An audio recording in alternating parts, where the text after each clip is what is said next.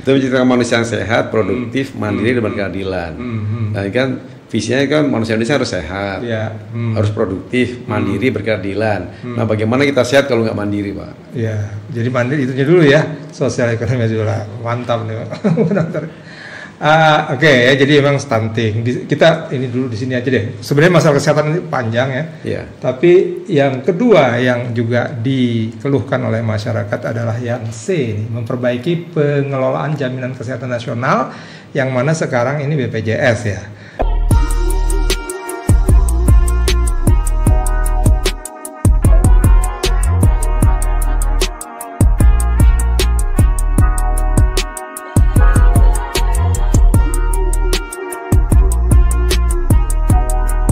Nah, BPJS saya juga mendapatkan berita, artikel mana tentang BPJS ya. Nah, iuran terendah BPJS Kesehatan dianggap tidak rasional. Nah, ini jadi keluhannya pertama tentu saja keluhannya dari peserta BPJS dan dari rumah sakit yang menjadi rujukan BPJS gitu. Kalau peserta tentu saja tidak mau bayar banyak-banyak gitu lah kira-kira, dan kemudian dengan bayar yang kecil juga dia maunya pelayanan kesehatannya yang besar gitu, yang prima. Kalau dari rumah sakit ini sebenarnya ada masalah apa sih dengan sering kan kita mendengar rumah sakit itu merasa bahwa BPJS itu terlambat atau apa, yang dialami Pak Dr. Agung gimana tuh BPJS? Ya memang ini mungkin kalau BPJS bukan ranah saya, tapi bersenggolan pasti. Ya kan, jadi pasti beririsan, Pak. Jadi memang kalau kita lihat bahwa BPJS itu kan baru mulai sekitar tahun 2014 kan, Pak ya. Sekitar 10 tahunan gitu. Karena saya mengikuti waktu itu. Sebelumnya ada Gakin, Jamkesmas, Jamkesda. Jadi bukan BPJS. Jadi kan ini kan Health National Coverage Insurance kan sebetulnya. Jadi secara coverage secara nasional. Maka kan dibuatkan JKN kan, Jaminan Kesehatan Nasional. Maka istilahnya kan JKN. Nah memang kalau dari niat awalnya itu, karena dulu itu kan banyak kan, Pak ya, problem-problem katanya orang miskin itu nggak bisa berobat, orang miskin itu nggak boleh sakit. Kan dulu di berita juga ada yang orang miskin sampai mati. Orang dikeluarin dari rumah sakit, diturunin dari ambulans, ada dulu ceritanya. Nanti ribut seperti itu terus, ya kan. Tapi itu sebetulnya bagian-bagian kecil dari sebagian banyak peristiwa yang terjadi kan. Jadi mungkin pemerintah juga mempunyai pemikiran bahwa bagaimana ya untuk mengcover orang-orang, jangan sampai ada alasan lagi orang miskin itu tidak boleh berobat. Walaupun faktanya bahwa di rumah sakit pemerintah itu umumnya kalau berobat pasti pakai surat. Kalau dulu itu keluarga miskin ada jaminan kesehatan daerah, Jamkesda, atau kartu sehat. Nah, itu sudah berjalan sebetulnya. Cuman memang ada yang beberapa orang-orang yang tidak bisa tercover. Ya macam-macam sih problem yang pernah saya alami juga. Jadi ya contoh sampai ke BPJS juga itu ada masalah juga. Jadi waktu zaman Jamkesda, Gakin atau Jamkesmas seperti itu berkaitan dengan KTP biasanya, Pak. Kan banyak pendatang kan di Jakarta. Banyak pendatang di Jakarta, begitu sakit mereka nggak bisa KTP-nya daerah. KTP daerah. Jadi tidak bisa ngurus untuk berobat di Jakarta. Berobat di Jakarta. Ya. Itu yang terjadi. Nah, sementara kalau semuanya untuk yang BPJS juga itu di awal-awal itu ada masalah kalau pendaftaran di awal itu di mana, di daerah mana, ya mesti di sana dulu kan. Kecuali kalau sekarang sih kalau emergensi bisa di mana aja. Untuk emergensi bisa digunakan di mana saja. Tapi kalau untuk yang sifatnya yang non emergensi itu yang tidak bisa saat ini. Kalau dia dari luar. Kalau dia dari luar, daerah, jadi harus tetap ke vaskes yang vaskes pertama. Harus tetap vaskes pertama. Kalau yang sifatnya yang non emergency. Oke. Ya, jadi memang kalau kita lihat program BPJS ini sebetulnya bagus ya. Bagus untuk niatannya itu untuk supaya seluruh rakyat Indonesia tercover, baik yang kaya maupun yang miskin, yang mau pakai BPJS. Karena walaupun ada juga kan orang kaya yang mau pakai BPJS. Ya. Itu nggak maunya itu kan karena ada perbedaan tuh ya. Kalau misalnya kita ke dokter atau ke rumah sakit ini pakai BPJS, ini enggak ya pribadi, itu ada perbedaan tuh, gimana tuh? Sebetulnya pelayanan itu tidak berbeda, Pak. Gitu ya. Ya namanya sakit, keluhannya pasti sama kan. Penanganannya sama. Cuman administrasinya yang berbeda. Iya. Jadi kebanyakan kalau BPJS pasti seperti itu tadi. Kalau semuanya, kalau dulu kan orang kan bisa langsung datang ke rumah sakit yang sesuai seleranya kan gitu kan, dengan membawa kartu sehatnya atau ini ya. Kalau sekarang kan harus berjenjang kan. Ya, dari vaskes pertama dulu, terus dirujuk ke rumah sakit yang terdekat dulu, yang tipe D, tipe C, tipe B, terus ke tipe A. Jadi tidak bisa langsung seperti itu. Kalau yang sifatnya yang Kalau pribadi bisa kan langsung kan? Kalau pribadi bisa langsung kan, bebas memilih. Ya, kan ini sekali lagi berkaitan dengan administrasi, Pak. Jadi sebetulnya ya membuat sistem administrasi kan BPJS. Jadi kalau orang, ya betul. Itu karena aturan semua itu dibuat oleh BPJS. Jadi bukan dari rumah sakitnya. Yang rumah sakit kalau kedatangan pasien mana ada yang mau nolak, Pak? Ya kan? Kan ibaratnya itu kalaupun mau bisnis atau gimana kan, kalau ada pelanggan datang kan pasti akan terima kan gitu. Tapi kan ini berkaitan dengan kalau dia datang siapa yang membayar kan? Iya. Nah ini makanya maksudnya itu pembedaan itu. Ini yang bayarnya BPJS, yang bayar pribadi itu beda gak? Secara pelayanan tidak. Karena pasien saya itu hampir 100% BPJS ya di rumah sakit negeri itu. Tetap dilayani dengan baik ya? Tetap sama, Pak. Di rumah sakit mana?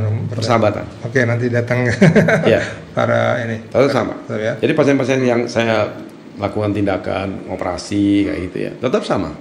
Itu ini ya. Ini kalau di sini kayaknya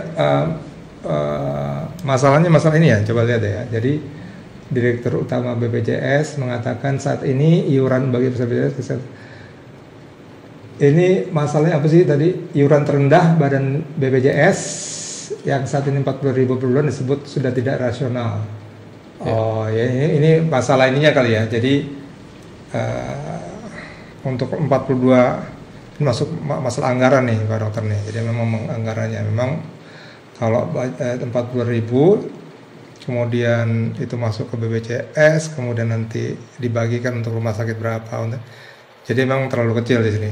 Ini masalah anggaran katanya. Masalah anggaran. Tapi dipastikan tadi oleh Dokter Agung bahwa kalau masalah pelayanan sama aja. Namanya kan dokter pelayan pejuang kesehatan lah ya. Yang datang semua. Ya kan kita bicara tentang kemanusiaan. Ya, kemanusiaan ya. Kita tidak bicara tentang untung rugi. Kecuali kalau yang rumah sakit yang komersial. Betul. Ya, jadi tapi ini kembali ke tadi ya, visi misi atau kemudian masalah yang ada di Jakarta tadi tentang stunting, kemudian yang kedua memang yang masih menjadi pertanyaan atau masih menjadi keluhan dari masyarakat Jakarta adalah tentang BPJS, pelayanan kesehatan yang ini dan itu. Kemarin kalau nggak salah juga udah udah disamakan atau gimana tuh? Kelas itu? Kelasnya, udah nggak ada kelas lagi? Belum ya? Tetap masih ada. Tapi memang ada rencana untuk penyamaan kelas. Penyamaan kelas semua ya? Kelas rawat inap standar kan? Iya. KRIS itu. Kalau menurut Pak Dokter gimana? Bagusan disamakan atau seperti sekarang? Ada kelas-kelasnya? Kalau menurut saya ya, sebetulnya ya target dari BPJS itu apa dulu kan? Jadi kalau kita mau lihat ya, kalau semuanya kita mau menggunakan BPJS, baik dari presiden, contoh presiden sampai ini mau nggak di ruang kelas samain, gitu kan? Sama-sama pakai BPJS, ya. Kan sementara kita lihat fakta di lapangan bahwa real di lapangan bahwa setiap rumah sakit itu pasti ada kelas-kelasnya kan Pak. Yeah. Hotel aja ada kelas-kelasnya, ya kan. Jadi kan ini berkaitan dengan rawat inapnya kan. Yeah. Rawat inap yang sifatnya pelayanan, yang pelayanan mungkin kalau dari sisi pelayanan, sisi kedokterannya tuh ini mungkin sama. Dokternya sama ya. Untuk pelayanan kesehatannya ya. Yeah. Tapi pelayanan yang lainnya kan tidak tempat tidurnya, kan mungkin ada yang pengen butuh privasi, ada yang butuh ini, tapi mungkin bayar lebih gitu kan. Itu ininya. Ya kan ada juga Pak. Jadi kita memang tidak bisa sebetulnya itu menyamakan semuanya itu. Karena kan kalau kita sistem pukul rata semua kan kayak sistem komunis kan. Pukul rata semuanya itu kan. Padahal kan kita mesti juga melihat bahwa pasien-pasien itu ada juga yang merasa kalau semuanya saya barengan sama 4 orang gitu kan ya. Itu jadi gelisah, stres. Jadi karena ngumpul itu dia nggak sembuh-sembuh misalnya. Itu kan harus difasilitasi sama rumah sakit. Ya kan? Jadi memang benar kalau untuk mau pelayanan standar memang sesuai standarnya. Tapi standarnya seperti apa? Kalau dibuat standar berarti iurannya harus sama semua. Ya itu kan dijamakan ntar kalau misalnya standar semua kan.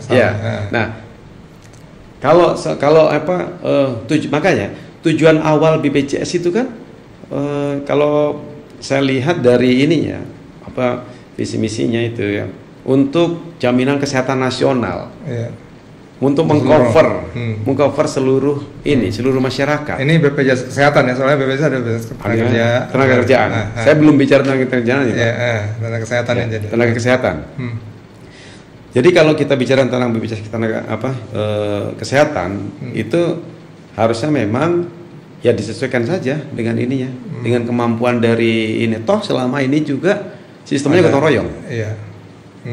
Ya kan? Jadi, yang PBI itu cuma berapa persen kalau tadi berapa? Sekitar paling 25% kan? 20% untuk ya kan sekitar 25% itu kalau nggak salah itu. Jadi ya penerima bantuan iuran itu kan nggak semuanya di cover pemerintah. Ya kan? Kalau kita mau menyamakan kris, harusnya semuanya di cover sama pemerintah Pak. 100% ya? 100% dong. Ya kan? Baru sama semua. Iya, baru sama. Masa yang satu dibayar pemerintah, satu bayar sendiri sama kelasnya. Iya. Kan gitu. Sebenarnya nggak ada pilihan. Jadi pokoknya kesimpulannya dokter nggak setuju ya? Artinya lebih bagus memang tidak perlu disamakan begitu, karena kebutuhan orang juga beda-beda. Beda-beda, kan kebutuhan pasien juga beda-beda. Ada kan pasien yang tantrum itu ada, maksudnya teriak-teriak gitu kan. Itu ya. Yang sini nggak sembuh-sembuh karena stres nih, gitu teriaknya. Itu fakta tadi. Iya. Jadi BPJS seperti itu. Ini BPJS kesehatan itu juga yang dikeluhkan masyarakat. Kemudian ya itu tadi visi-visi coba lihat lagi deh. Tapi ya meningkatkan kemandirian. Ini maksudnya kemandirian penggunaan produk farmasi, maksudnya apa? Obat-obatnya? Obat-obat, alat-alat kedokteran, alat-alat kesehatan. Sebaiknya itu dalam negeri. Sebaiknya dalam negeri, karena memang program dari pemerintah bahwa persentase terbesar itu kita itu diminta untuk menggunakan alat-alat atau produk-produk dalam negeri. Jadi pemberdayaan produk dalam negeri. Produk dalam negeri. Pada kenyataannya sekarang gimana tuh? Obat-obat misalnya. Obat-obat kalau BPJS ya jelas lah. Dalam negeri semua. PKDN-nya besar. Kan generik semua Pak. Generik semua ya. Kalau generik tuh sebenarnya apa sih beda generik dengan bukan generik? Apakah generik itu lebih lama sembuhnya atau gimana? Enggak Pak. Sebenarnya generik itu obat dasarnya. Kalau yang paten kan ini perusahaannya mengeluarkan. Kalau yang paten itu ada tambahannya dalam obat itu? Ya bisa jadi ada tambahannya. Apa tuh tambahannya untuk kan nama generik itu benar-benar yang basicnya obat gitu kan ini. Sebetulnya untuk satu penyakit dikasih obat generik, ya memang basicnya itu. Tapi kan nggak semuanya orang mau itu dikasih generik. Ya makanya tadi berarti kan? Kalau obat non generik atau paten ya istilahnya. Ya bisa jadi ada tambahan gitu. Contoh kayak gini, obat panas paracetamol. Obat generiknya kan paracetamol Pak. Generiknya tuh ya. Generiknya paracetamol. Tapi ada yang obat panas bukan dijadiin hanya sekedar obat panas, tapi dijadikan obat untuk penghilang nyeri. Walaupun paracetamol itu ada untuk menghilangkan nyerinya, tapi dia kan kemampuan nyerinya kan rendah. Jadi terus ada tambahan. Nah ini terus dipatenkan. Nah itu otomatis kan harganya pasti berbeda. Itu secara kedokteran memang ada penelitiannya. Ya, maksudnya mana lebih baik, kasih obat generik atau kasih obat paten? Secara kesehatan ya, bukan secara perusahaan. Kalau secara kesehatan sama saja, Pak.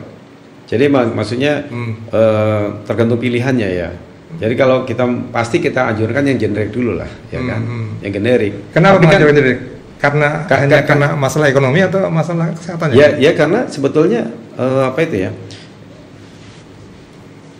risk and benefitnya itu ya sama aja sebetulnya antara paten sama generik gitu kan. Cuman yang jadi masalah kan ternyata tidak semua pasien itu kan mau menerima obat generik. Oh, mereka nggak mau menerima obat generik? Saya pernah pengalaman dulu. Justru nggak mau menerima generik ya? Iya. Karena apa? Dianggap murah, nggak berkhasiat. Iya, murahan gitu ya. Murahan. Karena kan mindset biasanya kalau murahan ini pasti ada yang dikurangi. Padahal kan nggak. Padahal nggak ya. Gitu. Kalau mereka berani ngurangi, nggak mungkin dong nulis di situ.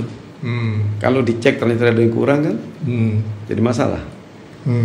Jadi ya ini perhatian untuk penonton juga ya, untuk para follower dari @podcasti, bahwa obat generik itu sebenarnya sama aja dengan obat paten ya. Kalau obat paten tapi lebih mahal pasti ya. Pasti lebih mahal. Tambahnya ya. Kan ada ya. Dan dokter Agung dan dokter-dokter yang baik, insya Allah dia menyarankan obat generik ya. Generik ya. Iya. Karena tadi risk and benefitnya. Risk and benefitnya. Artinya benefitnya sama saja, tapi kemudian harganya lebih murah. Risknya lebih kecil, harganya lebih murah. Harganya lebih murah. Kan itu kan namanya orang sakit, Pak. Pastilah yang nama sakit udah kepikiran sama sakitnya. Belum lagi dipikirin sama biayanya. Kalau BPJS pasti obat generik ya. Pasti obat generik. Ya, ya ini BPJS juga nih yang kita ini ya. BPJS itu nanggung semua obat kecuali vitamin, dia nggak tanggung. Oh, vitamin nggak? Nggak. Vitamin jadi beli sendiri ya? Beli sendiri. Ya, oke deh. Ya oke ya. Jadi itu tentang yang D ya, kemandirian. Kemudian kalau angka kematian ibu dan bayi ya tadi sudah diindikan ya. Ini rumah sakit ibu dan anak biasanya. Tadi tentang stunting dan lain, tentang gizi, tentang intinya tadi kalau kita lihat sih tentang sosial ekonomi ya. Kalau orang ekonominya makin, kalau di Jakarta ada istilah MBR ya, masyarakat berpenghasilan rendah. Nah itu yang kita bantu, masalah tadi kesehatan, juga pendidikan, juga kemudian bahkan transportasi. Nah tapi yang terakhir ini satu lagi ya, masalah tentang nyamuk nih ya. Jadi Dinas Kesehatan DKI sebar nyamuk Wolbachia untuk tekan DBD awal Oktober. Nah masalahnya adalah pertama mungkin bisa dokter jelaskan tentang apa sih nyamuk Wolbachia itu. Tapi kemudian ini di di medsos terutama ya, ada banyak kiriman WA, kiriman di Instagram atau di TikTok dan lain-lain yang mempermasalahkan nyamuk ini nih loh. Jadi katanya nyamuk ini malah bahaya kalau dilepas gitu ya, dan seterusnya. Jadi ada informasi-informasi yang tidak tahu dari mana, tapi kemudian masyarakat cenderung untuk mempercayai yang seperti ini nih, banyak hoax lah kira-kira seperti itu. Nah mungkin dalam kesempatan ini dokter bisa menjelaskan ya, pertama apa sih nyamuk Wolbachia ini, dan kemudian apakah memang ini aman? Ya memang mungkin saya berikan gambaran secara umum ya, kalau secara khusus saya kan ahlinya ada itu kan ya. Jadi sebetulnya prinsip dasarnya itu pemerintah itu ingin menekan angka kejadian demam berdarah. Yang dulu kan pernah menjadi momok, skala nasional itu. Pembunuh nomor 1 juga tuh ya, atau jadi menjadi masalah nasional kan, demam berdarah itu. Nah, yang disebabkan oleh nyamuk Aedes aegypti ini. Nah, Aedes aegypti ini ternyata tidak mengandung bakteri Wolbachia. Wolbachia itu bakteri sebetulnya, bakteri yang ada di dalam serangga. Kalau secara ini ya, secara akademisnya dinyatakan seperti itu, bahwa Wolbachia itu adalah bakteri yang ada di dalam serangga khususnya. Serangga itu nyamuk atau? Ya, termasuk nyamuk. Tapi rupanya di Aedes aegypti itu tidak ada bakteri itu, sehingga di dalam badannya Aedes aegypti itu ada yang namanya virus dengue namanya. Ya, makanya demam berdarah dengue. Karena virusnya virus dengue itu berdarah dengue namanya. Nah, ini para peneliti itu memasukkan bakteri Wolbachia itu ke dalam ngambil nyamuk betina.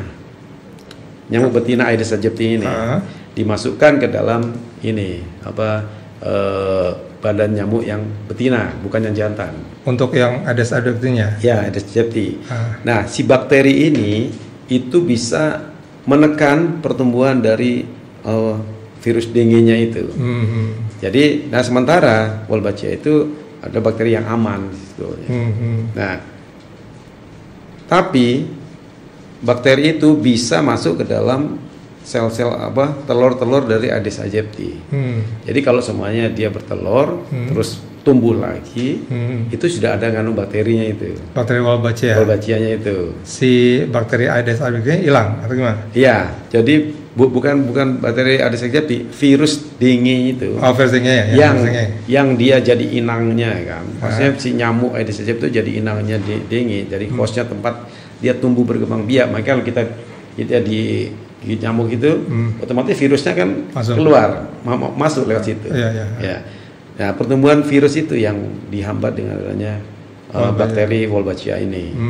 Nah, itu yang mau disebarkan dengan harapan untuk bisa menekan angka DBD yang terjadi di masyarakat.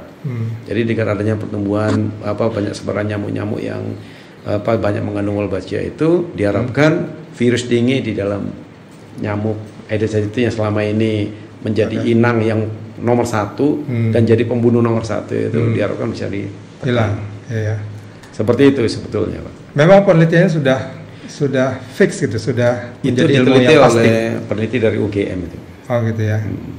Artinya kan kemarin kalau yang muncul di WhatsApp waktu itu bahwa ini masih diperdebatkan gitu, artinya justru menimbulkan masalah baru kalau gitu, itu sebenarnya gimana? Ya memang namanya pro kontra pasti ada ya Pak ya. Jadi ya memang karena kalau sesuatu yang baru itu kalau sama kita aplikasikan pasti dong ada rentetan rantai-rantai yang akan menyesuaikan diri dengan hal yang baru itu. Tapi kan sejauh ini kan kita mesti memahami juga apa sih target dan tujuan latar belakang yang melandasi ini. Karena memang sampai sekarang kan kalau kita lagi musim hujan itu apalagi di banyak ini kan kita selalu khawatir.